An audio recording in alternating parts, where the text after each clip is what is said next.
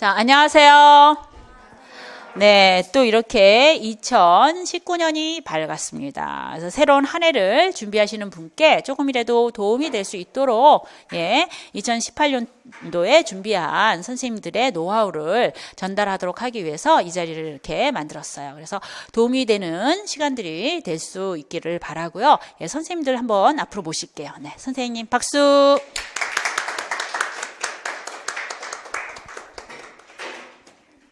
네. 자, 여기 앞에 계신 선생님이 안승현 선생님이십니다. 경기 지역, 이번에 이제 발령 기다리고 계시고요. 그 다음에 이 선생님께서는 강원 지역, 최은지 선생님이십니다. 네. 그래서 안승현 선생님부터서 먼저 진행을 하시나요? 네, 안승현 선생님께서 이제 준비하신 내용들, 어떻게 2018년을 보내서 내가 이렇게 당당히, 그죠? 교사가 될 수 있었는가라고 하는 노하우를 여러분께 이제 알려주실 거고요. 그리고 선생님이 이제 진행하신 어떤 타임 매니지먼트라든가, 그 다음에 마인드 컨트롤, 그 다음에 이제 데이 바이 데이의 스케줄, 뭐 이러한 부분들에 좀 주력해가지고 여러분이 들으시면 도움이 많이 되실 것 같고요. 그 다음에 이제 강원 지역, 선생님께서도 이제 2018년에 나름대로 또 안승현 선생님과 다르게 특별한 노하우가 또 가지고 계실 겁니다. 그래서 그러한 부분들에 대한 것들을 가감 없이 여러분한테 전달하실 예정입니다. 그래서 각각 선생님이 준비하신 내용대로 30분에서 뭐 40분 정도 뭐 그 이하나 그 이상의 그러한 각자 선생님들의 노하우를 말씀을 드릴 거고요. 그 다음에 이제 두 선생님의 그러한 설명이 다 끝나게 되면은 질문을 좀 받아드릴 겁니다. 그래서 각자 이제 준비했던 질문이라든가 또는 1년 동안 준비하면서 이제 가장 고민이었고 이제 각각의 이제 그 진행을 하는 데 있어서 보다 효과적인 방법들에 대한 나름대로의 이제 본인의 전략과 상충되는 부분들이 있다라고 한다면 그런 부분들에 대한 것들을 갖다가 질문을 하시면 선생님이 이제 경험을 토대로 해가지고서 진솔하게 말씀을 드릴 거라고 생각이 되어집니다. 자, 여러분 들으실 준비 되셨나요? 네, 좋습니다. 앤드류 선생님, 뭐 학생들한테 그렇습니까? 우리 과묵하신 앤드류 선생님께서는 지켜보시겠다고 하십니다. 자, 그럼 시작해 볼까요? 네.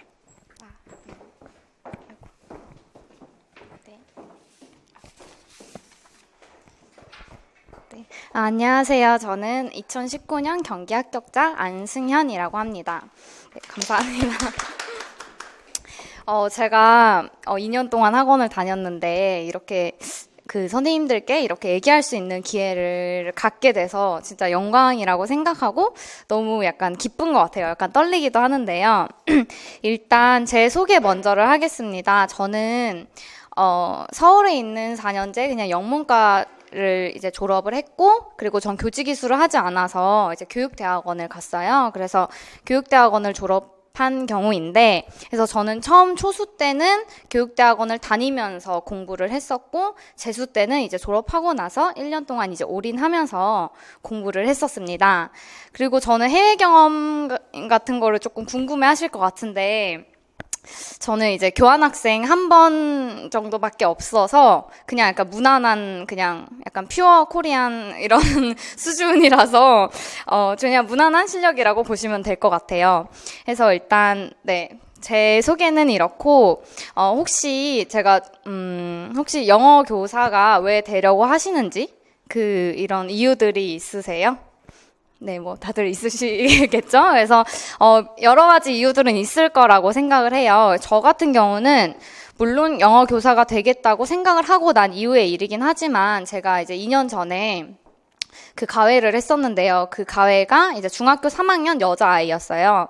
근데 그 아이가 이제 문법 가해를 해달라고 해서 제가 이제 하러 갔는데 그 알파벳 B하고 D도 헷갈려하는 그냥 수준인 거예요. 그래서 제가 너무 약간 중3인데 그래도 중1도 아니고 그래서 너무 깜짝 놀라서 되게 고민도 되게 많이 했었고 그 학생에게 이제 너 그러면 영어를 왜 배우고 싶냐 이렇게 물어본 적이 있었어요. 근데 저는 약간 예상한 답안은 뭐 수능 잘 보려고요. 뭐 그냥 영어 뭐 중요하니까요. 뭐 이렇게 약간 얘기를 할 줄 알았는데 그 학생이 저에게 이제 자기가 영어를 너무 못해서 친구들이랑 학원을 같이 다니고 싶어도 같이 못 다닌다고 얘기를 하더라고요. 너무 창피하다고.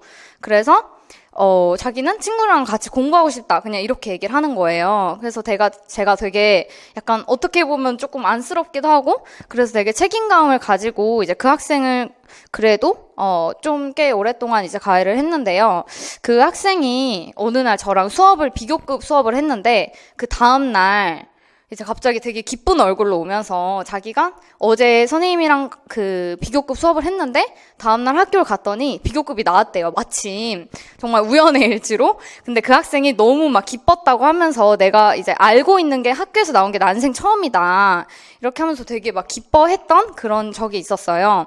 그래서 제가 그거를 보면서 조금 약간 학교 영어 선생님으로서 내가 좀 이런 아이들을 좀 케어해줘야겠다? 이런 생각이 좀 많이 들었던 것 같아요. 그래서 이제 특히나 학교 같은 경우는 학원이랑 다르게 그런 비슷한 레벨의 수준의 아이들이 있는 게 아니라 되게 다양한 레벨의 수준이 있잖아요. 물론 잘하는 학생도 우리가 이렇게 서포트를 해서 더 이렇게 잘 하도록 하는 것도 중요한데, 또 학교에서는 또 이렇게 사교육에서 배제가 되거나 조금 힘든 아이들이 많다 보니까 그런 학생들을 좀 이렇게 서포트를 잘 해주는 것이 좀 학교 교사의 어떤 역할 아닐까? 뭐 이런 생각을 제가 해봤었어요. 그래서 이제 저는 약간 이런 거를 계속 새기면서 좀 공부를 했던 것 같아요. 그래서 선생님들도 이제 제가 이 얘기를 먼저 하는 이유는 이제 공부라고 하는 게 조금 어떻게 보면 짧을 수도 있고 좀 길 수도 있는데, 이렇게 하면서 뭔가 자기한테 좀, 나는 이런 사람이 되어야지, 뭐 이런 교사가 되어야지, 뭐 이런 애들을 잘 가르쳐 줘야겠다. 약간 이런 그런 원동력 같은 거? 그런 게 정말 중요하다고 생각을 해요. 그렇게 해야지 좀 이렇게 장기 레이스가 되더라도 좀, 이렇게 꾸준히 좀 참으면서 이렇게 할 수 있는 것 같다는 생각이 들어서, 선생님들도 혹시 이제 뭐 시간 나실 때 그냥 쉬실 때 나 근데 왜 영어 교사 왜 하려고 하지? 뭐 이런 좀 자신에 대한 고민을 조금 하셨으면 이건 좋겠다는 마음에서 먼저 말씀을 드리겠습니다.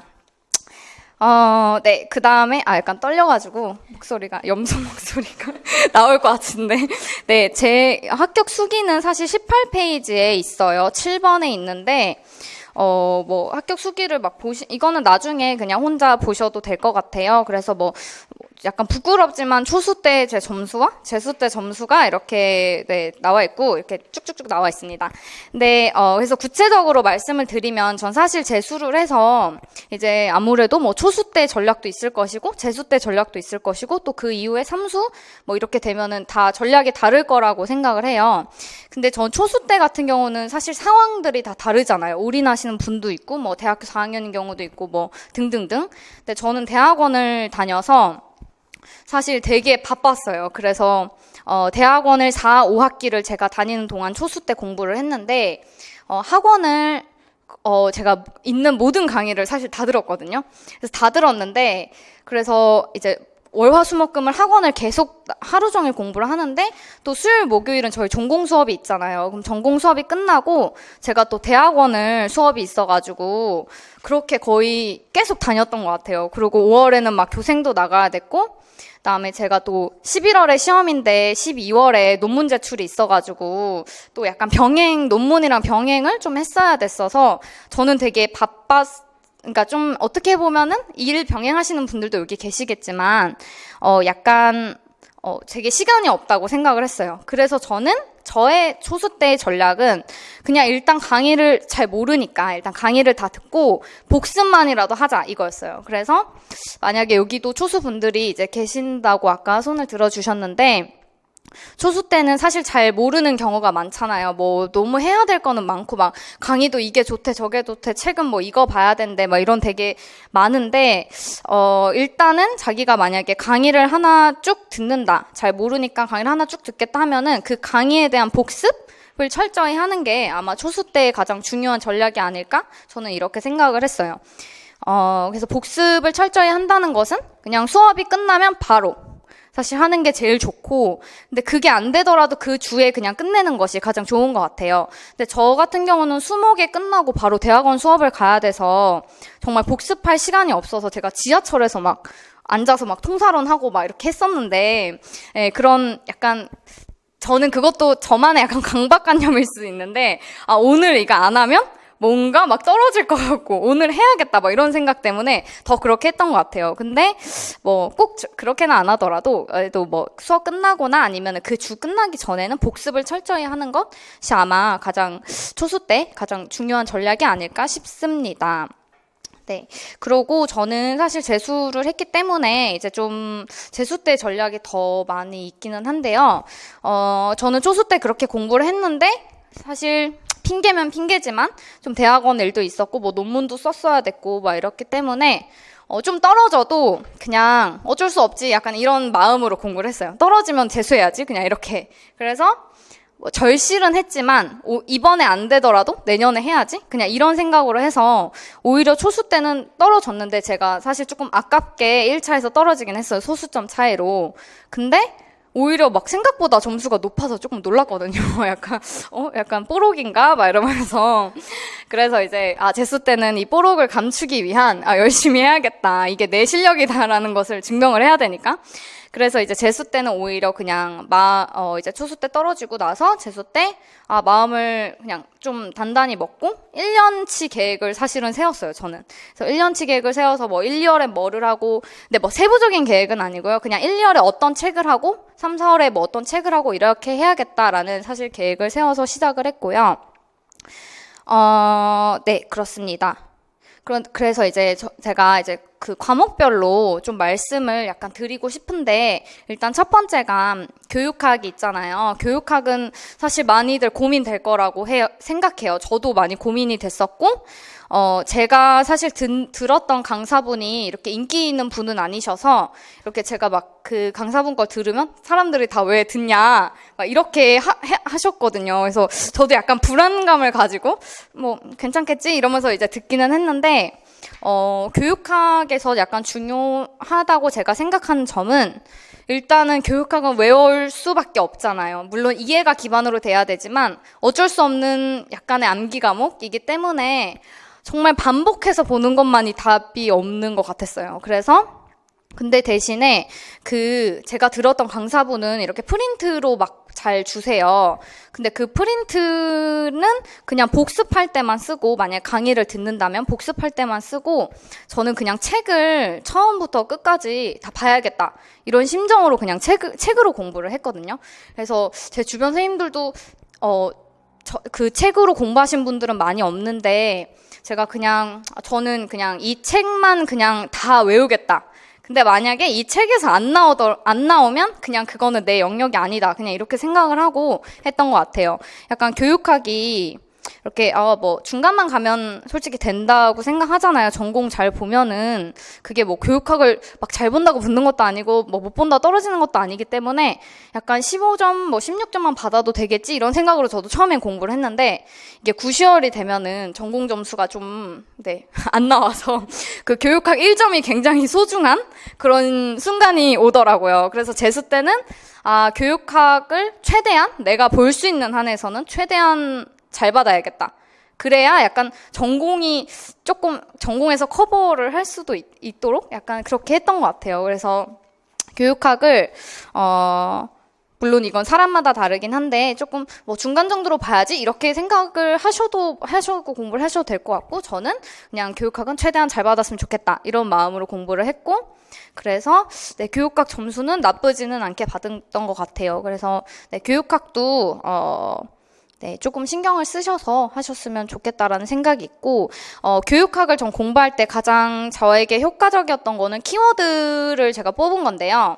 예를 들어서 교육평가에 뭐 수행평가라는 그 부분이 있잖아요. 그러면은 뭐 수행평가 의미, 유형, 뭐 장점, 단점, 수행평가 뭐 만드는 과정, 뭐 이런 것까지 그냥 키워드로 다 이렇게 그걸 적어놔요. 이렇게 그 종이에다가 다 그걸 적어놓고 뭐 워드로 뽑으셔도 되고, 그거를 이제 한번 제가 공부를 한 다음에 그 키워드만 보면서, 그러니까 오늘 교육평가를 공부했으면은 그 교육평가에 나와 있는 키워드만 이렇게 쭉 보면서 그냥 제 말로 이렇게 설명을 해보는 거예요. 뭐 수행평가는 뭐 어쩌고저쩌고인데 뭐 어쩌고저쩌고지, 뭐 유형은 뭐 포트폴리오가 있고 뭐 등등등 이런 것들 있잖아요. 말로 해보고 만약에 내가 거기서 좀 막히거나 이거 잘 모르겠는데 키워드만 보고는 그런 거는 그냥 이렇게 막 이렇게 볼펜으로 빨간 뭐 이렇게 세모 표시 같은 거 이렇게 해놓고 이 부분은 내일 다시 봐야지 이러고 내일 다시 공부했던 그런 방식으로 저는 했는데 그거를 거의 어떻게 보면은 2월부터 그 11월까지 1월은 약간 좀 정신이 없었기 때문에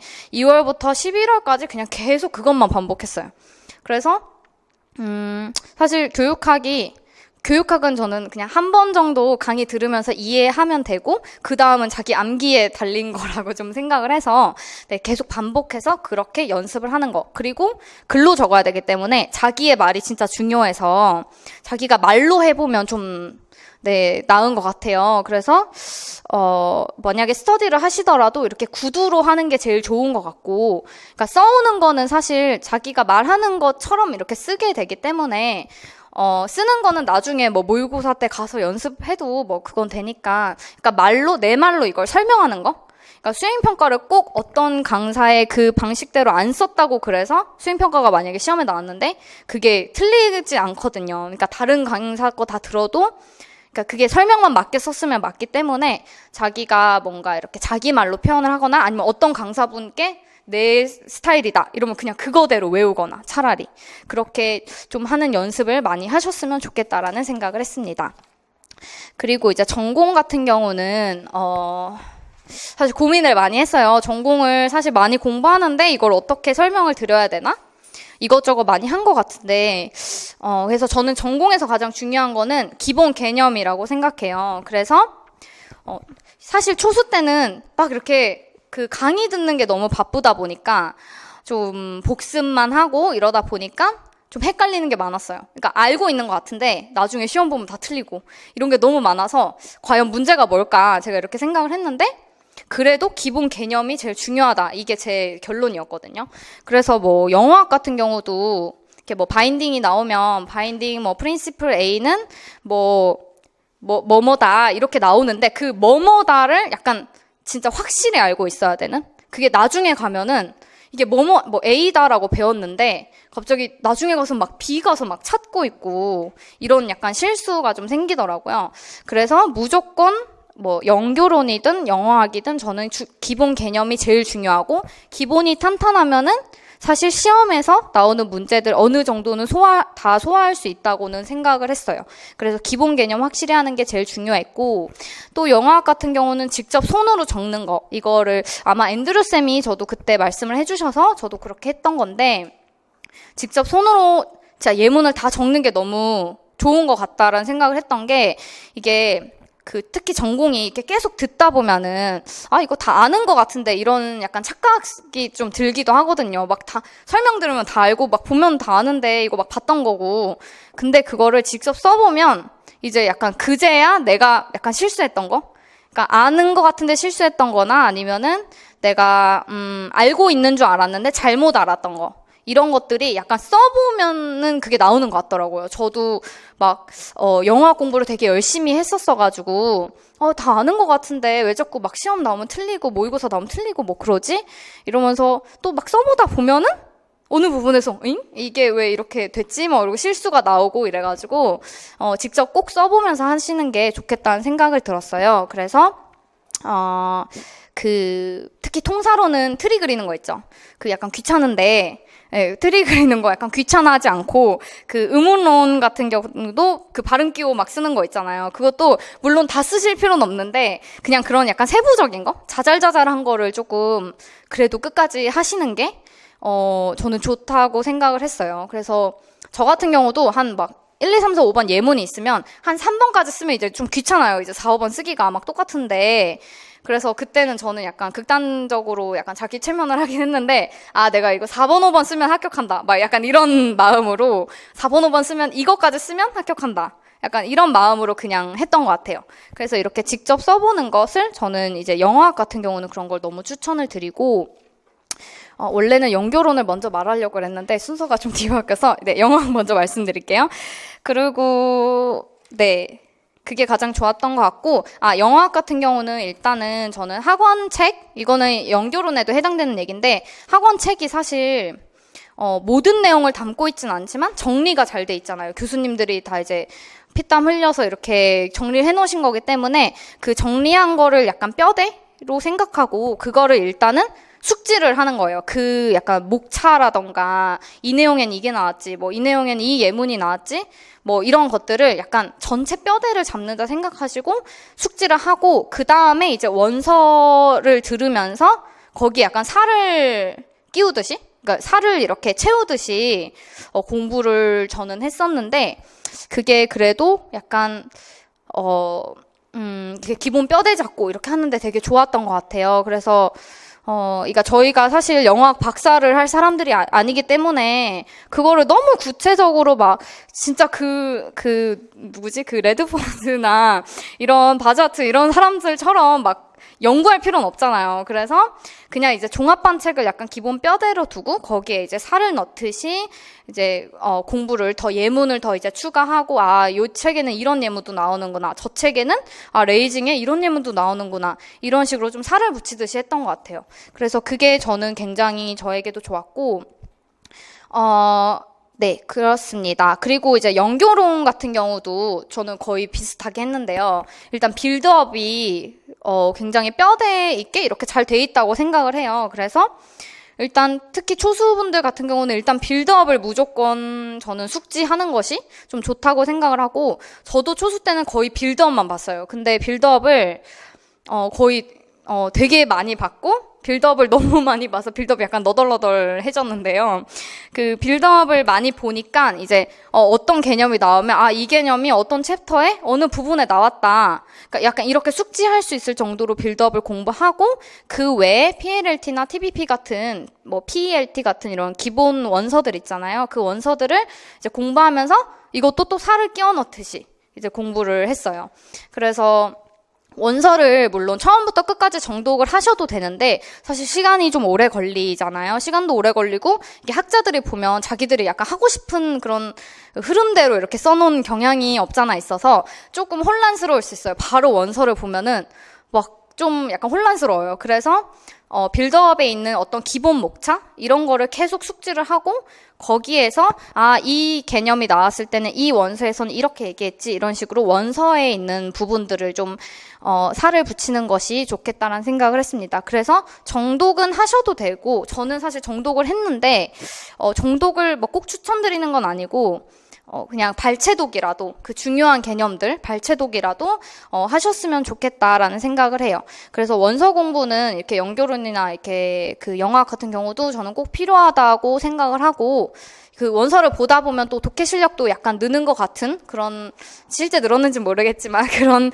느낌이 들고요. 그리고 어쨌든 우리 시험이 영어를 다 읽어야 되기 때문에 어떤 독해 실력도 되게 중요하다고 생각을 해요. 그래서 원서 읽는 거를 자꾸 보다 보면 이게 익숙해지면 또 이게 잘 보이기도 하고 하니까 원서 보는 것은 추천을 드립니다. 근데 정독 이런 거는 이제 본인의 취향에 맞춰서 하시면 될 것 같고 그 다음에 네 단권화 문제를 조금 고민을 했던 것 같아요. 제가 공부할 때 단권화를 해야 될 것인가 말아야 될 것인가.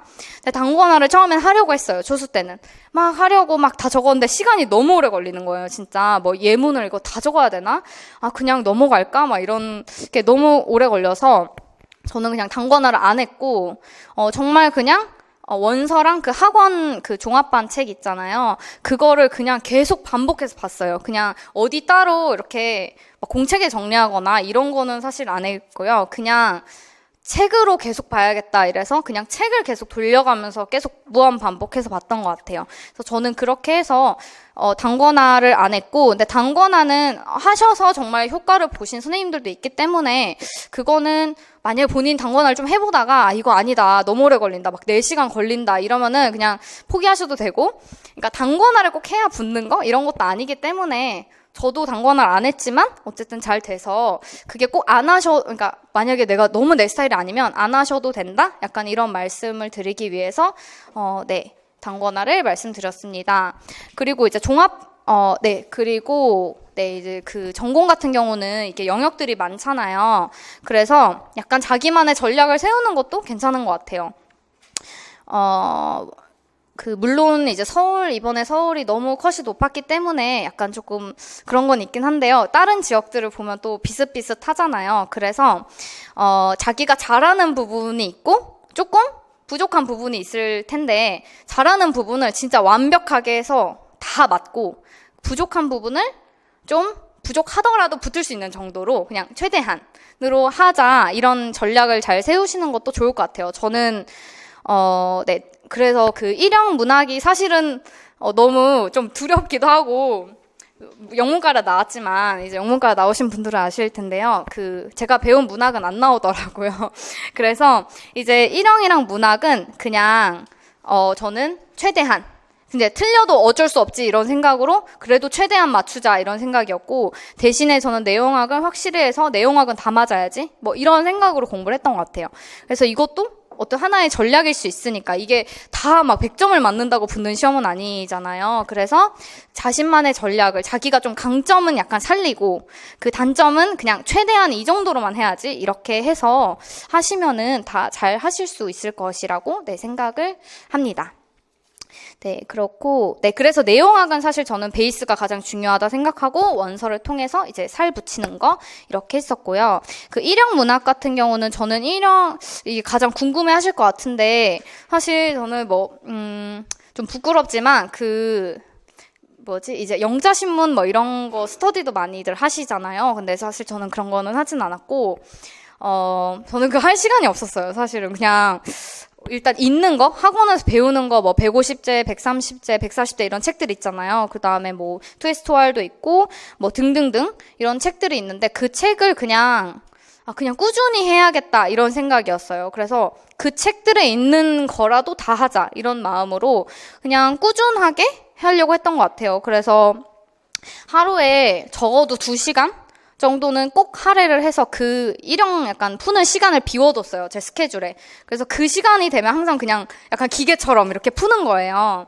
그래서 그거를 저는 꾸준히 하시는 게 정말 좋다고 생각을 하고 저는 일형은 이렇게 크게 큰 방법이 없고 그냥 일형은 이제 문제를 한번 풀고 그 다음에 다시 보면서 이제 구문 분석을 꼼꼼하게 한 다음에 그 다음에 또 이제 패러그래프에 여러 개 있는 글 같은 경우는 패러그래프 각각의 메인 아이디어 좀 찾아보고 썸머리까지 해보는 그냥 이렇게 방식으로 그냥 하나를 보더라도 꼼꼼히 보는 것이 중요하다 생각해서 저는 그렇게 했고 그냥 꾸준히 하는 것이 가장 좋은 것 같습니다.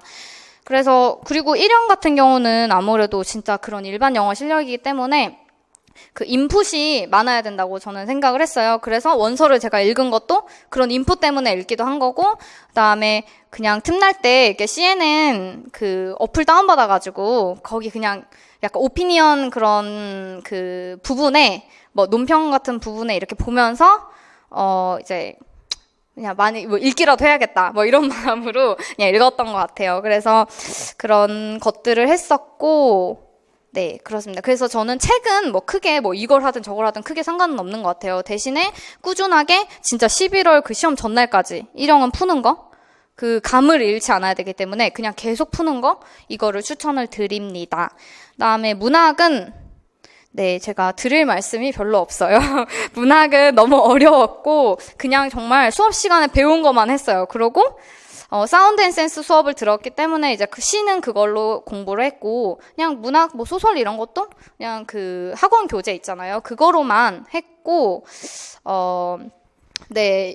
이게 약간 나오면은 그냥 개이득, 내가 했던 거 나오면 개이득, 안 나오면 어쩔 수 없지. 그냥 이런 마음으로 문학은 공부를 해서 이거는 만약에 공부 방법이 더 필요하시면 다른 분들 수기 보다 보면은 되게 그런 꼼꼼히 하신 분들 거 좀 참고하시는 게 좋을 듯 싶습니다. 네, 그렇고요. 네, 좀 길어지긴 하는 것 같은데 얼른 하겠습니다. 2차 준비에 대해서 말씀을 드릴 건데 2차는 1차 사실 초수 때는 저도 그랬고 2차 별로 생각도 안 했어요. 그리고 2차는 지금 들어도 솔직히 그때 가면 또 까먹거든요. 그래서 2차는 그냥 제 생각에는 그냥 11월까지 그냥 1차에 그냥 올인을 하고 매진을 하고 그냥 12월부터 준비해도 2차는 늦지는 않는 것 같아요. 저도 그랬고 2차 준비는 무조건 1차 그냥 끝나고 바로 준비하는 거 그게 가장 중요한 것 같아요. 1차가 끝나고 나면 사실 내가 시험 못 본 것 같고, 특히 어려운 문제 있으면 내가 틀린 것 같고, 실수한 거 있으면 짜증나고 이래서 되게 하기 싫어지기도 하거든요. 나 시험 끝났는데. 근데 약간 그때가 약간 기회라고 생각을 해요. 그래서 그때 무조건 해야 되고, 저는 바로 이번엔 다행히 5주의 시간이 있어서 일주일을 쉬고 했는데, 그 일주일 동안 그냥 면접에 필요한 책 같은 거 계속 읽었거든요. 그래서 그냥 그렇게라도 약간 2차 준비는 바로 시작하시는 것이 네, 좋다는 생각을 했고, 특히 경기 쓰실 분들은 또는 쓰셨던 분들은 아시겠지만 경기도는 2차가 정말 많아요. 그 4가지나 있어가지고 수업 실연이 있고, 수업 나눔, 그 다음에 집단 토의, 면접 이렇게 4가지가 있는데, 이 4가지를 준비하려면 시간이 좀 오래 걸려요. 그래가지고 12월부터 제가 준비하는 거를 추천드리는 게, 또 경기도는 특히나 더 많기 때문에 이게 붙고 나서 누구나 다 열심히 할 거 아니에요. 그러니까 붙기 전에 누군가가 열심히 안 한 사람이 있을 때 나는 열심히 해야겠다, 뭐 이런 생각으로 네, 2차는 빨리 준비하시는 것이 네, 좋을 거라고 생각이 듭니다. 그리고 2차는 자세히 얘기해도 어차피 지금은 네, 1차가 더 중요할 것 같아서 네, 넘어갈게요. 그다음에 이제 시간 관리 측면인데요. 시간 관리는 저도 시간 관리 진짜 못하는 사람 중에 한 명이거든요. 그래서 저 늦잠도 되게 많이 자고, 제가 원래 올빼미형이라 늦게까지 공부하는데 늦잠 자는 이런 스타일이에요. 그래서 시간 관리는 약간 자기가 취약한 부분 있잖아요. 저도 늦잠을 많이 잤는데 그 취약한 부분을 보완하는 방식으로 시간 관리를 하시는 게 제일 중요한 것 같아요. 그래서 저도 늦잠을 많이 자기 때문에 제가 초수 때는 학원을 다 아침에 깔아뒀고, 재수 때는 스터디를 다 아침에 깔아뒀어요. 그래서 안 일어날 수 없게 해놓고, 또 이제 약간 학원 안 올 수도 있잖아요. 그냥 나 오늘 자야지 막 합리화하면서.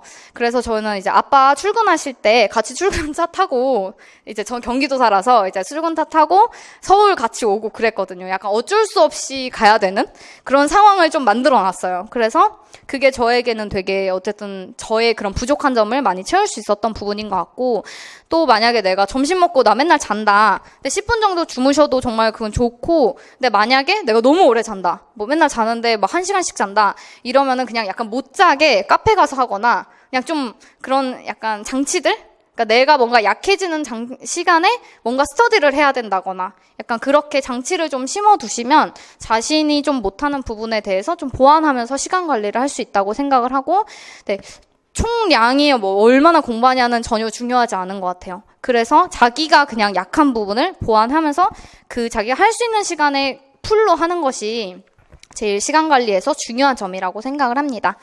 그리고 네, 마지막으로 이제 마음가짐 측면에 대해서 말씀을 드릴 건데요. 이게 진짜 시험이 길다면 길고 짧다면 짧은 시험인데 정말 멘탈 관리가 진짜 중요하다고 생각을 해요. 이게 많이 할수록 사실 멘탈 관리가 더 힘들어지기는 하는데, 멘탈 관리라고 하는 것은 진짜 그냥 내가 그런 선생님이 돼야지. 그냥 진짜 약간 있잖아요. 이렇게 경주말, 여기 안 보고 앞만 달리는 경주말 있죠. 약간 그런 것처럼 그냥 묵묵히 진짜 내가 목표가 있으니까 그냥 그것만 바라보고, 누가 막 뭐라고 해도 뭐 이번은 뭐 티오가 적대, 어떻대, 뭐 경쟁률이 어떻대, 뭐 이런 거 그냥 진짜 신경 안 쓰시고, 제가 실제로 연수원에 가서 뵌 선생님들도 다들 막 경쟁률 안 보고 다들 그러셨더라고요. 그러니까 되게 약간 차분히 그냥 이렇게 공부만 하신 분들이 많이들 되게 합격하시는 것 같아서 멘탈 관리가 되게 중요하구나라는 것을 깨달았어요. 그래서 그리고 약간 중요한 것 중에 또 하나가 이게 슬럼프 같은 게 올 수 있잖아요. 이게 또 공부를 열심히 했기 때문에 슬럼프가 언젠가는 찾아올 수 있는데, 저도 원래 되게 덤덤한 성격이라 슬럼프 안 올 줄 알았는데 오기는 왔어요. 그래서 한 9월쯤에 이렇게 왔는데, 그 슬럼프가 오면은 그냥 쉬는 것도 저는 방법이라고 생각해요. 괜히 아니야 해야 돼 이러면서 독서실 가서 있다가 괜히 집중도 안 되고 갑자기 내 인생에 대해서 고찰하게 되고, 나 왜 이러고 있지, 친구들 괜히 이렇게 좀 카톡 푸사 이런 거 보고 이렇게 되잖아요. 어차피 공부를 안 하기 때문에 약간 슬럼프가 오거나 좀 우울하다, 공부하기 싫다 오늘 좀, 그러면은 그냥 하루 쉬는 것도 방법이라고 생각을 하고, 저는 이제 하루 쉬면서 약간의 합리화를 좀 해야 되니까, 이제 남들은 2, 3일이나 일주일 슬럼프가 갈 때 나는 하루만 하고 극복해야지, 뭐 이런 생각. 그래서 다른 사람들보다 하루 이틀을 더 벌어야지, 이런 생각으로 누구나 오기 때문에 나 쓰레기인가? 이런 생각을 좀 안 하셨으면, 정말 이렇게 심각해지면, 나 진짜 너무 막 늦잠 자고 이러면 죄책감 들고 막 계속 막 자기한테 욕하고 막 이럴 수 있으니까 좀 그런 생각 안 하시고 그냥, 나 오늘 그냥 좀 너무 열심히 했으니까 이게 온 거다. 그냥 오늘 쉬고 내일부터 다시 열심히 해야지. 또 이렇게 놀다 보면은, 이렇게 너무 놀면 좀 문제지만, 하루 놀면 또 다음날, 그래, 이제 공부해야지, 이런 좀 마음이 생기거든요. 그래서 그냥 그렇게 오면은, 남들도 다 오는 거고 하기 때문에 좀 쉬시고, 그렇게 운동도 하시고, 친구랑 커피도 한잔 하시고, 이렇게 하시는 것이 좀 마음가짐을 다잡는데 좋은 것 같다는 생각을 했습니다. 또 마지막으로 이제 긍정적으로 생각하기, 제가 이렇게 막 적어왔는데 그러니까 이게 다들 아시겠지만 이 긍정적인 마음을 갖는 게 어려워요. TO는 막 줄고 있고. 근데 그냥 정말 지금 내 상황이 나 진짜 상황은 이래, 나 지금 일해야 돼, 나 뭐 해야 돼, 이런 상황들이 있잖아요. 다 다르다고 생각을 해요. 근데 그 상황들을 그냥 내가 바꿀 수 없잖아요. 그런 상황은. 저도 초수 때는 대학원 다니면서 했기 때문에 막 진짜 내가 이러면서 막 해야 되나? 막 이런 생각을 막 했었는데, 그냥 그 상황을 그대로 받아들이고, 나 이 상황에 그냥 받아들이고, 그냥 내 상황에서 할 수 있는 최대한을 그냥 최선을 다하자. 그냥 이런 생각으로, 하는 것이 가장 그냥 마음을 다잡는데 좀 좋고, 그 다음에, 이제 나중에 아이들을 가르칠 거니까 내가 약간 전문성을 키운다. 이런 생각을, 내가 영어를 모르면 안 되니까 이제 전문성 키운다. 이런 생각으로 조금 이제 임하시면 약간 괜찮을 것 같다는 생각을 합니다. 네, 제가 특별한 게 없어가지고 도움이 많이 되실지 모르겠는데, 네, 열심히 다들 하시고, TO가 아무리 박하다 할지라도, 다 될 수 있기 때문에 좀 자신감을 가지시고 계속해서 그냥 꾸준히 하시면은, 네, 합격하실 거라고 생각합니다. 네, 감사합니다.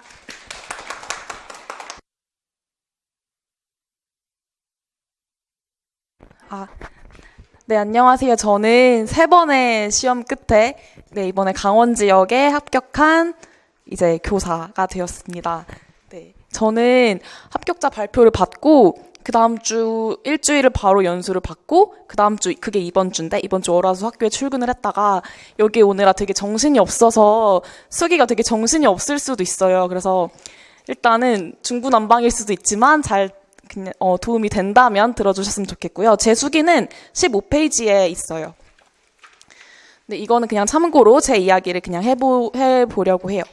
네, 일단은 저는 3번의 시험 끝에 합격을 했기 때문에 그 앞에 2번의 시험 동안에 베이스가 있다고 생각을 해서 출발을 했어요. 그래서 그 앞에까지는 제가 2년 동안에 공부를 한 거고, 초수생이신 분들 여기 많으신 것 같아서 그 베이스를 확립하는 게 굉장히 중요하다고 생각해요. 제가 초수 때 대학교 4학년 재학 중이어서 이제 교생 실습도 가야 되고, 교생 실습 가기 전엔 신나고, 옷도 사야 되고, 갔다 오면은 아이들 생각에 또 신나고, 이래서 공부를 거의 못했던 것 같아요. 일단 1월부터 4월까지는 기본 이론 강의를 인강으로 열심히 듣고, 근데 공부는 아까 선생님께서 약간 오늘 할 건 오늘 끝내자 이렇게 하셨다고 했는데 저는 미뤘어요. 그래서 강의만 듣고 뒤에는 재공부할 시간이 없었던 것 같아요. 그래서 그게 초수 때 가장 큰 실패 요인이지 않았나 싶어요. 그래서 초수생이신 분들은 지금 학교를 다니시는 분들도 계실 거고, 일을 하고 계시는 분들도 계실 거고 해서 시간이 다 모자라겠지만, 우선 강의를 따라가는 것보다는, 강의 진도만 급급해서 가시는 것보다는 개인 공부할 시간이 굉장히 많이 필요하다고 생각해요. 그래서 조금 강의 진도가 밀리더라도 스스로 공부할 시간을 충분히 가지셔야 한다고 생각합니다. 그래서 저는 2번째 시험 최종 1차 탈락을 하고 학교에 같이 다녔던 한 학년 선배한테 연락이 와서 올해 같이 해보자 해서 둘이 2월부터 짝스터디를 시작을 했어요. 2월에는 저희는 이미 기본이 있다고 생각한 상태이기 때문에 답안 작성을 어떻게 하면 더 잘할 수 있을까, 이런 점수를 한 3.5점을 어떻게 올릴 수 있을까라는 생각에 모의고사를 풀기 시작했어요. 네, 그래서 2년 동안 위트 팀을 다니면서 그 모의고사 문제를 모아둔 게 있었고, 그거를 앞에 풀었었지만 다시 푸니까 또 기억이 안 나더라고요. 그래서 그거를 풀면서 우선 서로 풀고, 답안지에 풀고, 서로 답안지를 채점해주고, 이런 식으로 진행을 했습니다.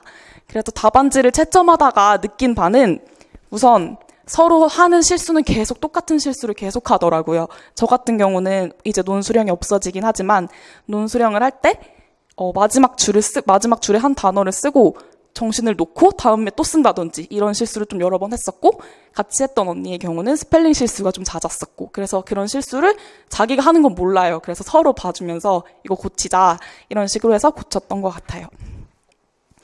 그 다음에 두 번째는 서로 채점을 해주다 보니까 키워드가 정말 중요하더라고요. 이게 줄 끓이니까 눈에 안 들어와요. 그래서 키워드 있으면 그냥 맞다고 채점하는 경우도 있었고, 틀렸는데 맞다고 하는 경우도 있었고, 그래서 키워드를 잘 찾으시는 걸 추천드립니다.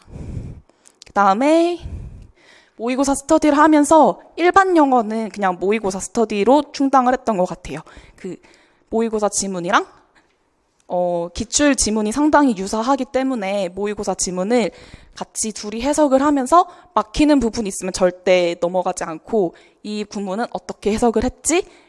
그걸 꼼꼼히 하고, 얘가 말하는 게 뭔지 도저히 모르겠으면 계속해서 보고, 네, 그런 식으로 진행을 했고요.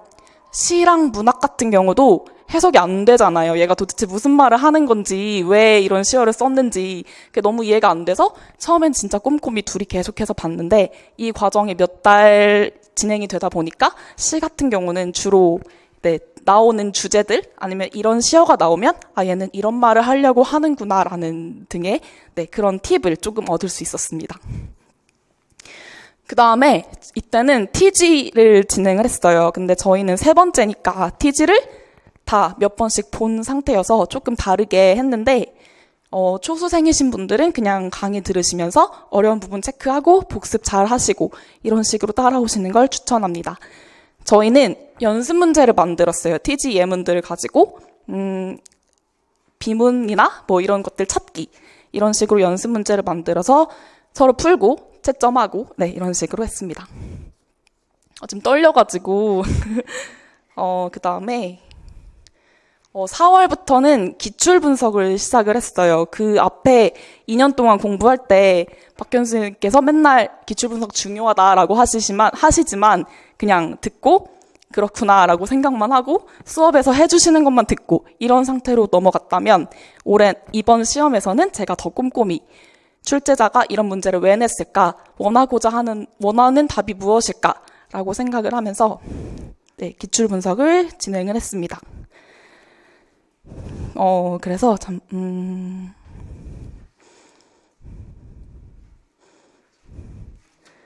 또 그 문제 내용뿐만 아니라 옛날에 객관식 시험 같은 경우에는 보기에 다른 항목들이 많이 있잖아요. 그래서 그 항목들을 내가 모르는 게 있으면 더 다시 한번 점검하고 그렇게 할 수 있는 계기가 되었던 것 같아요. 그 다음에는 그리고 이때 연결론 키카드를 진행을 했어요. 아까 제가 말씀드린 게 채점할 때 보니까 키워드가 정말 중요한 것 같아서 기출문제를 풀 때 진도에 맞춰서 키워드를 뽑고, 그 키워드를 다 카드에 써서 뽑은 다음에 이 개념에 대해서 완벽하게 말할 수 있을 때까지 그런 개념 스터디를 진행을 했는데, 이게 어떻게 했냐면 멀어서 안 보이실 텐데 이게 제가 만들었던 영어교육론 노트예요. 근데 이건 삼수 때 만든 건 아니고 재수 때 그냥 약간 헷갈리는 개념 있으면 포스트잇에 써서 책상에 붙이고 이랬던 걸 나중에 독서실 옮길 때 다 모으니까 노트가 그때 되더라고요. 그래서 어쩌다 보니까 만들어진 노트고, 여기는 뭐 빌드업, 일단 기본은 빌드업으로 했고요. 아까 말씀해 주신 것처럼 원서에서 발췌를 해서 쓴 것도 있고, 그래서 키카드 스터디를 할 때 개념을 뽑으면 여기 써있는 개념을 그냥 보지 않고 설명할 수 있을 정도로 외우는 그런 연습을 했습니다.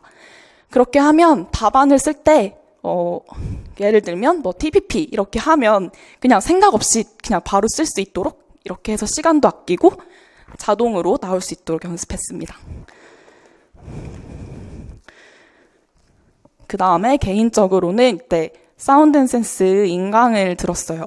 문학 공부가 어렵잖아요. 그래서 시를 공부를 혼자는 못할 것 같아서 사운드 앤 센스 인강을 따로 들으면서 그때도 많이 요령이 생겼어요. 많이 나오는 주제는 맨날 등장하는 주제들 있잖아요. 뭐 페미니즘이라든지 그런 거랑 시를 읽는 방법, 그리고 유이태 선생님께서 매번 이런 문제 답안은 어떻게 작성을 하면 된다, 이런 요령도 많이 알려주세요. 그래서 이때는 사운드 앤 센스 강의를 들었고요. 그 다음에 이제 6월에는 서로 계속 공부하던 거 하고 다 둘이 노량진으로 올라오고 다시 공부 계획을 점검하고 이런 식으로 시간을 좀 보냈던 것 같아요. 그 다음에 7, 8월에는 이제 본격적으로 노량진으로 올라와서 직강을 수강을 했어요. 앞에까지는 기본 이론이기 때문에 그냥 책만 사서 책만 점검하는 식으로 했고, 7, 8월에는 트랜스포메이셔널 그래머랑 그 어플라이드 잉글리시 포놀리지를 수강을 했어요. 이게 저한테는 진짜 큰 요인이 됐던 것 같아요. 우선 TEFO는 저는 재수 때 CP, TP가 뭔지도 모르고 시험장에 들어갔던 것 같아요. 그래서 영어학이 제 재수 때 실패 요인이 아니었나 싶어서 좀 잡고자 TEFO를 듣게 되었습니다. 그래서 그게 많이 도움이 됐어요. 그 다음에 AP도 원래는 음을론 하면은 그냥 겉으로 보이는 규칙들만 암기하고 이런 식이었는데, 이 수업이 이걸 들으면서 왜 이렇게 규칙이 일어나는지 이해를 시켜주시는 수업이었어서 정말 많이 도움이 됐고요. 그 다음에 이번에 문제 기입형이 AP에서 나온 거 아시죠? 그건 제가 정말 운이 좋게 맞았는데, 복습을 원래 이거 강의를 들을 때 TEFO 3시간, 이어서 바로 AP 2시간 이렇게 들으니까 TEFO 되게 열정적으로 듣고 AP 때 힘들어 이렇게 된 거예요. 그래서 복습은 해야 되는데, 복습도 AP 항상 처음에만 열심히 하시는 거 아시죠? 그래서 처음에 2단원, 3단원은 열심히 하는데 거기서 나온 거예요, 빈칸이. 그래서 전 운 좋게 맞았죠. 그래서 기본 원서들은 아까 선생님께서도 말씀하셨듯이 발췌독, 영어교육론 같은 경우는 발췌독을 추천을 드리고요. 영어학 같은 경우에는 기본 원서들, 신할규나 TEFO, AP 정도는 보시는 걸 추천합니다.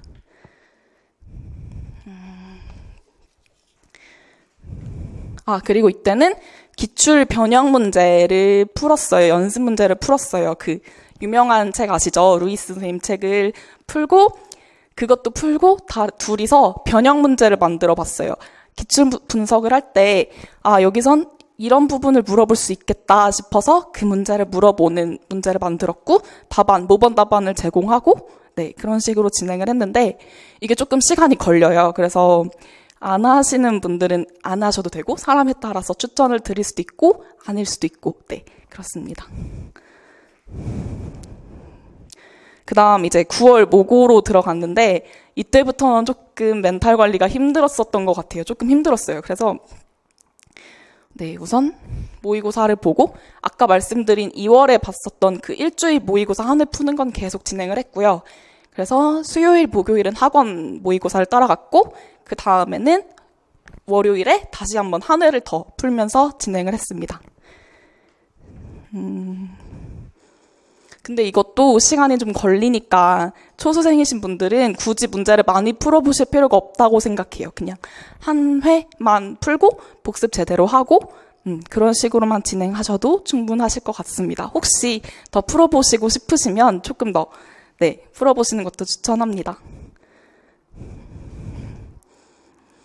그리고 이때는 저 혼자서 그냥 TEFO에 있는 예문들을 따로 정리를 했어요. 그때 TEFO 수강을 할 때 복습을 하긴 했지만 대충 하거나 밀리거나 이런 부분이 있어서 이것도 그냥 혹시 몰라서 가져왔는데, 예문을 정리를 하고 그 위에 부가적인 설명들은 제가 손으로 쓰는 식으로, 나머지는 워드로 하고 시간이 너무 오래 걸리니까 그런 식으로 정리를 했고요. 그렇게 하다 보니까 TEFO가 단원이 있잖아요. 그래서 자연스럽게 다른 프린트도 이렇게 껴넣게 되고, 이거를 보면 할 수 있겠다라는 정도의 노트가 만들어지더라고요. 그 다음에 이게 강의를 들으면서 질문이 생겼었는데, 다시 복습하면서 책을 보면 그 부분을 똑같이 몰라서 똑같이 궁금해하고 있더라고요. 그래서 그런 부분에 대해서 다시 한번 짚어볼 수 있고, 그렇게 공부를 했습니다. 그래서 이제 11월 최종 모의고사 시즌에 갔는데, 제가 11월 첫째 주 모의고사를 보고 성적을 받았는데, 지금까지 받았던 모의고사 성적 중에 제일 안 좋은 거예요. 그래서 그때 진짜 슬럼프가 심하게 왔어요. 슬럼프도 왔고. 근데 또 다른 요인은 제가 살던 집에 갑자기 바퀴벌레가 나와서 일주일에 몇 마리가 막 나와서 너무 밤에 불도 못 끄고 자고, 불 켜면 있으니까 불도 못 끄고 자고, 그때 잠도 못 자고 맨날 울었어요. 진짜 여러 요인이 복합적으로 작용을 해서 너무 많이 울었어요. 집에 가서 친구랑 통화하다가 갑자기 울고, 엄마한테 얘기하다가 갑자기 울고, 이런 식으로 너무 울어서 슬럼프가 왔는데, 이게 아까 선생님이 말씀하신 것처럼 저는 진짜 한 일주일 정도를 갔어요. 이게 독서실에 있다가 혼자 공부를 하다가 갑자기 눈물이 나서 집에 가면 내가 지금 시험이 3주가 남았는데 여기서 뭐 하고 있지? 이런 생각이 또 눈물이 나고, 네, 이렇게 되니까 되게 걱정이 많았는데, 엄마랑 통화를 하다가 엄마가 그때 김장 중이셨는데 어른들 통화 크게 하시고 늦잖아요. 그래서 옆에 친척분들이 있었는데 제가 우는 걸 듣고 용돈을 엄청 많이 보내주신 거예요. 그걸로 친구랑 떡볶이 사 먹고 카페 가서 떠들고 그렇게 하루는 그냥 그렇게 보내고, 네, 극복을 했습니다. 그래서 슬럼프도 물론 힘드신 날이 많겠지만 모의고사 결과에 항상 1일비 하지 말라고 하시지만 할 수밖에 없잖아요. 그래서 하루만 슬퍼하고 하루 그냥 좀 맘 놓고 쉬고 그런 식으로 극복하시는 걸 추천드립니다. 저는 원래 계속 똑같은 얘기 하는데 겉으로 되게 덤덤해요. 되게 원래 잘 안 울고 엄마 앞에서 운 것도 그게 처음이에요. 그래서 되게 티를 안 내는 성격인데 다들 속으로 힘들어하고 있으니까 선생님들만 힘든 게 아니고 다 같이 힘들어하고 있으니까, 네, 나만 힘든 게 아니구나 라는 생각으로 극복하시길 바랍니다. 네, 그리고 이제 다 이야기가 끝났고 다행히 저는 11월 마지막에 본 모의고사가 성적이 제일 좋았어요. 그래서 이대로만 하면 나도 가능성이 있겠구나 라는 생각에 조금 자신감이 붙어서 시험을 보게 됐고요. 다행히 결과가 좀 좋았고요. 네, 그래서 모의고사 결과에 너무 큰 감정을, 네, 소비하시지 않았으면 좋겠습니다. 저는 그랬어요. 너무 많이 소비했어요. 그 다음에 네, 여기 수기에 제가 과목별로 그냥 간단히 정리한 게 있고요. 지금까지 그냥 쭉 말씀을 드렸고, 그리고 제가 최종 찍기반을 들을지 말지 고민을 하다가 들었는데, 그때는 되게 시험이 완전 앞에 왔을 때잖아요. 그래서 혼자 정리하시는 거를 좋아하시면 혼자 하시고, 아니면 저 같은 경우는 알고 있는 것도 그냥 들으면서 다시 재확인을 했고, 여기 헷갈리는구나 싶으면 그 부분 다시 받고, 네, 그런 식으로 해서 저는 많이 도움이 됐던 것 같아요.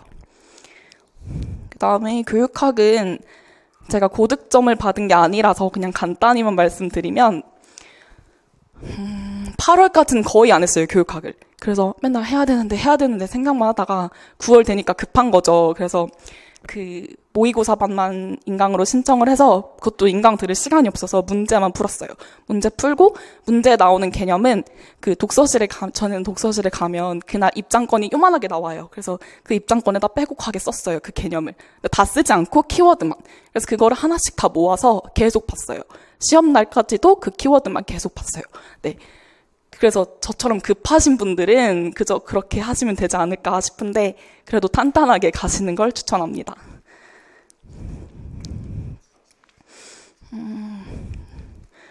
네, 약간 너무 떨려가지고 무슨 정신으로 했는지 모르겠는데 그냥 제가 너무 별게 아니라서 하지 말까도 고민했는데 앤드류 선생님이 그냥 하라고 하셔서, 네.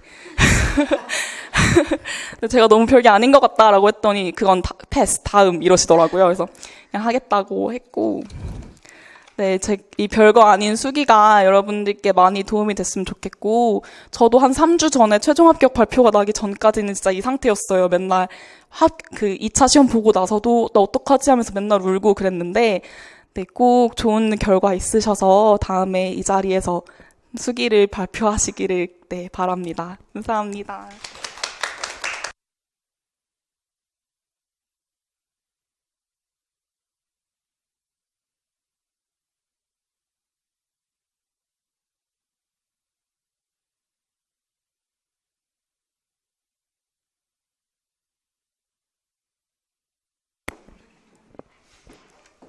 혹시 질문 있으신가요?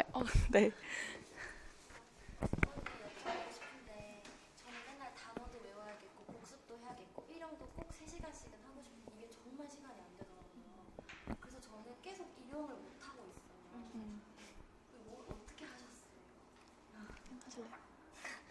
저는 일형이 가장 그게 최대의 적이라고 생각을 해서 이렇게 다 하고 이제 일형을 자기 전에 해야지 이러면 안 하더라고요. 그래서 저는 일형을 그냥 맨 처음에 했어요.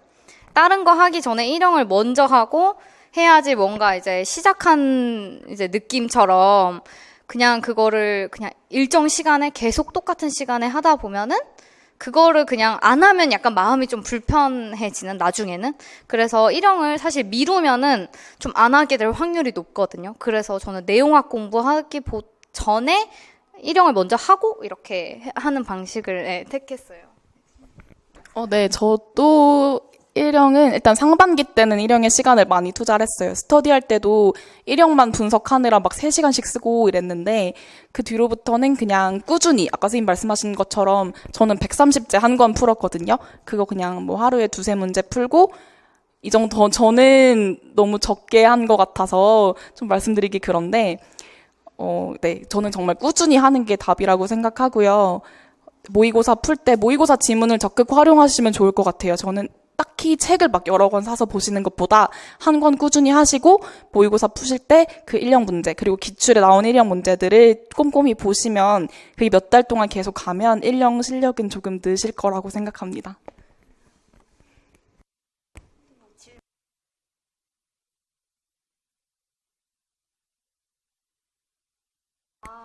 네, 저는 단어는 초수 때는 이제 여기 학원 있잖아요. 복화 30 그걸로 이제 계속 했었는데 사실 초수 때는 많이 못했어요. 단어를 제가 이제 대학원 다니다 보니까 스터디를 못 구해서 이렇게 정기적으로 하는 스터디를 잘 못 구해서 잘은 못했고 재수 때는 일단은 스터디를 제가 계속 매일매일 할 수 있어가지고 그때는 그 선생님들과 함께 이제 복화 30으로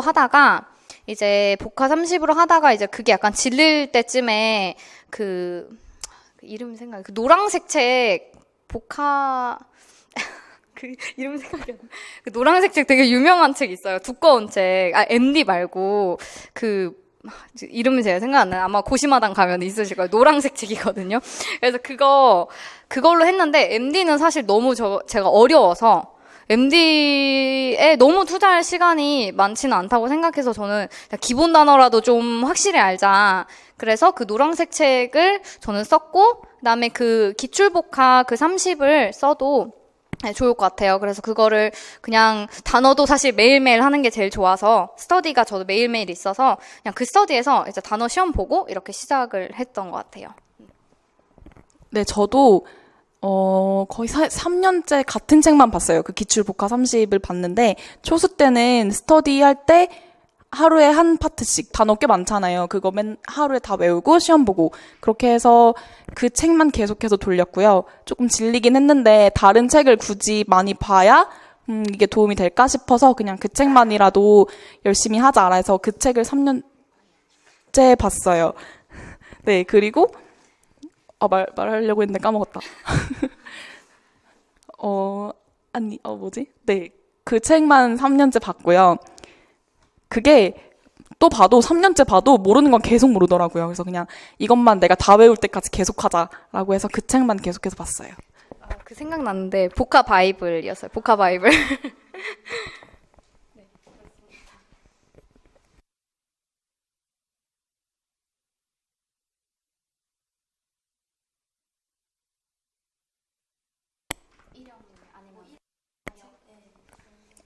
저 같은 경우는 2월 모의고사 풀이할 때부터 시간 재고했어요. 앞에 2년을 했으니까 시간 안에 내가 다 쓸 만한 답안을 다 쓰는 연습을 해보려고 저는 2월부터 그냥 계속 했는데 그게 아직은 충분하지 않으시다고 생각하면 그냥 남들 할 때 그때 그냥 같이 하셔도 될 것 같아요. 저도 시간 문제는 이제 일형 같은 경우는 일형을 원래 풀 때 시간을 재서 했었고 나머지 그냥 내용학은 저도 그냥 이제 문제풀이 할 때부터 했던 것 같아요. 그래서 근데 이게 한 문제당 시간을 재면서 하기가 되게 힘들더라고요. 생각보다 막 까먹기도 하고 그냥 막 풀기도 하고 그래서 그렇게 빡세게는 안 했었고 이제 완전히 이제 시간을 계속 투자한 거는 이제 9월 모의고사 보면서 했던 것 같아서 좀 전에 이제 하셨던 분들은 처음부터 아예 시간 관리를 좀 하시면서 만약에 하시는 것이 좋을 것 같고, 초수시면은, 그 시간 관리를 처음부터 하기가 좀 힘들기도 하고, 내용을 일단 숙지하는 게 먼저기 때문에, 시간 관리는 좀 천천히 저는 해도, 괜찮다. 금방 사람이 익숙해져서, 네, 해도, 네, 된다는 생각이 듭니다. 네, 또 질문 있으시, 네. 저는 초수인데 이제 2달 정도 이렇게 해보니까 저한테는 이제 음성문학 과목이 조금 어렵게 네, 네. 느껴지더라고요. 그래서 처음 이 과목을 공부할 때 좀 기초 개념을 이렇게 제대로 잡을 수 있는 방법이 어떤 게 네, 저도 영문과를 나와서 저희는 또 그게 어학이랑 또 나눠져 있거든요. 그래서 저도 그 음성음론을 하고 나서 처음 들었어요. 처음 들었고, 정말 처음에는 약간 재밌는 것 같으면서도 이제 막 가다 보면은 이제 룰 이런 거 나오고 이러면 좀 싫어지고 막 이랬는데, 처음에는 일단 그냥 진짜 기본 강의에서 배우는 것들 있잖아요. 거기에서 좀 충실해서 그냥 배운 거 그대로 그냥 배운 것만이라도 내가 오늘 소화한다 이런 생각으로 복습을 진짜 철저히 저는 많이 했었고, 만약에 하다가 뭐 질문이 생기면 질문도 많이 했었고, 그랬던 것 같아요. 그래서 기본 개념을 잡는 거는 정말 그냥 반복해서 계속 복습하는 거? 이게 제일 저는 컸던 것 같아요. 그리고 뭐 아까도 말씀드렸지만 예문 같은 건 다 적으면서 하시는 게 좋고, 네, 막 처음부터 너무 많은 책들을 저는 볼 필요는 없다고 생각을 하거든요. 그래서 그냥 뭐 학원 종합반 기본 책이라던가 아니면 내가 AP를 그냥 위주로 하겠다라고 했으면 AP를 차라리 그냥 중심에 두고 이렇게 공부를 하셔도 되는데, 저는 그냥 기본 책, 그냥 복습? 이게 가장 컸던 것 같습니다.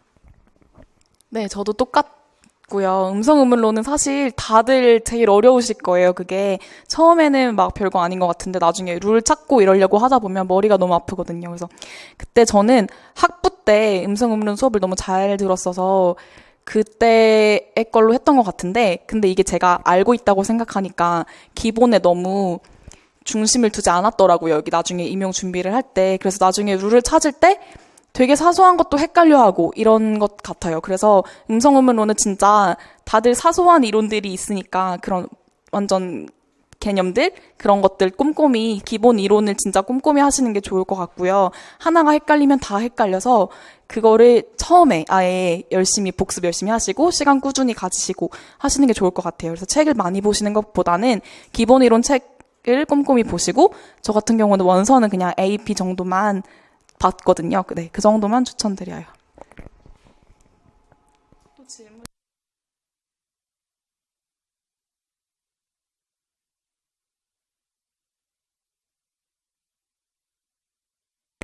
그럼 끝내면 될까요? 네, 감사합니다.